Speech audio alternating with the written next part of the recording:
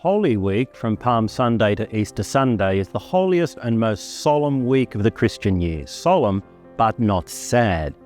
As we approach Easter, may we each take some time to reflect prayerfully on the key events in the life of Jesus Christ during the week leading to his resurrection from the dead. These events include his triumphant yet humble entry into Jerusalem, riding on a donkey when the crowds hailed him as the Son of David, their king.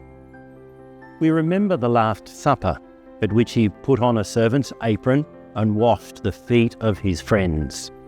At the same Last Supper, he gave us the gift of his own body and blood to be our food in the Eucharist. We recall his agony in the garden, deserted by his friends and praying that the cup of suffering might pass him by, but also praying to accept the Father's will for him, whatever that might entail. And we recall his passion, rejected by the crowds that a few days before had acclaimed him their king. Mocked, scourged, crowned with thorns, carrying the cross to Calvary, and his crucifixion and death on the cross, the total gift of himself to us. In all of these events, the sufferings of Jesus are certainly very prominent. But Holy Week is not about suffering. It's about loving. It was Jesus' love for God and love for us that brought him to his passion and death. And it was his love that opened the way for our redemption. His suffering was a consequence of his loving. Of course, the culmination of Jesus' life was not his death on the cross, but his resurrection from the dead on Easter Sunday.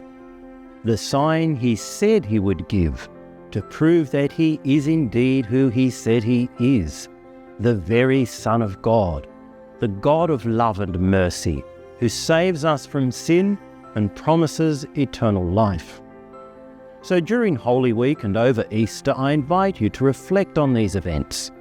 I invite you to enter into these mysteries of God's love by joining in the various Holy Week and Easter Masses and liturgies in your local parish.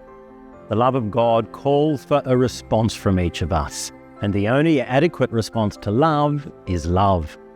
A love that is true and faithful, a love that is patient and kind, a love that generates peace and joy, a love that binds people together. May you know the love of God for you this Easter, and may you respond to his love with your own love. I wish you, your family, and your loved ones a truly happy Easter.